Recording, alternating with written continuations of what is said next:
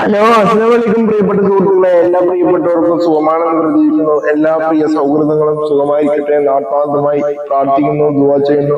സൗഹൃദങ്ങളാണ് എന്റെ ഏറ്റവും വലിയ വിജയം, ഏറ്റവും വലിയ ബലം എന്ന് പറയുന്നത് എന്റെ സൗഹൃദങ്ങളാണ്.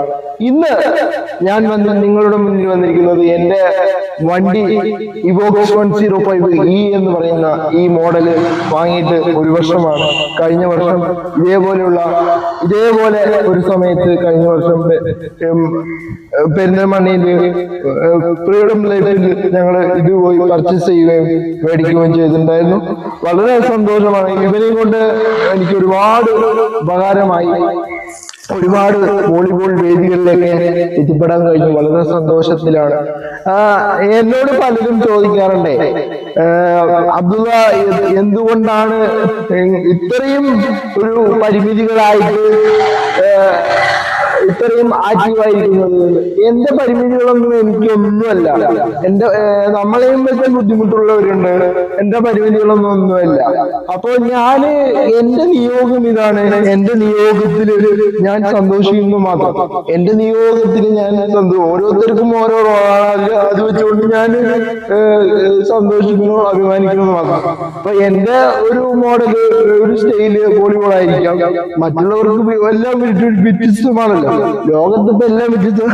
അപ്പൊ അബ്ദുള്ള എന്തുകൊണ്ടാണ് ഇത്ര ആക്റ്റീവ് ആയിരിക്കണം പറഞ്ഞാൽ, ഞാൻ എല്ലാത്തിനെയും നെഗറ്റീവായി കാണാതെ എല്ലാത്തിനെയും പോസിറ്റീവായി കാണുന്ന ഒരു വ്യക്തിയാണ്.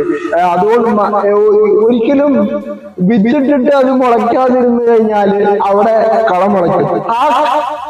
ആ കള മുളയ്ക്കാൻ നമ്മള് സമ്മതിക്കരുത്. ആ കള മുളച്ചു കഴിഞ്ഞാല് നമ്മുടെ പ്രതീക്ഷകളൊക്കെ നഷ്ടപ്പെടും.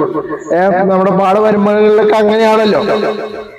അപ്പോ ആ പ്രതീക്ഷ, നമ്മുടെ മനസ്സിൽ ഒരു പ്രതീക്ഷയും ഒരു ലക്ഷ്യമുണ്ടെങ്കിൽ നമുക്ക് എവിടെ എത്തിക്കാം. എനിക്ക് എവിടെയും പോകാൻ കഴിയില്ല എന്ന് ഞാൻ ചിന്തിക്കില്ല.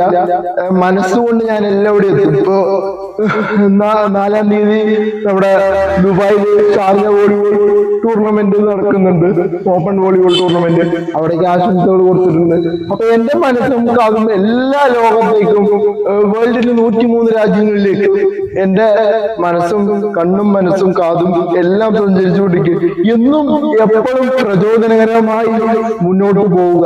എല്ലാവരും പ്രചോദനകരമായി മുന്നോട്ട് പോവുക. പലരും പറയാറുണ്ട് എന്റെ അടുത്ത്, അബ്ദുള്ള വീൽ ചെയറിൽ ഇരുന്നുകൊണ്ട് ഓരോ ആളുകൾക്കും ഒരു ഇമ്പോർട്ട്മെന്റ് ആണ്, ഓരോ ആളുകൾക്കും പ്രചോദനകരമാണ്.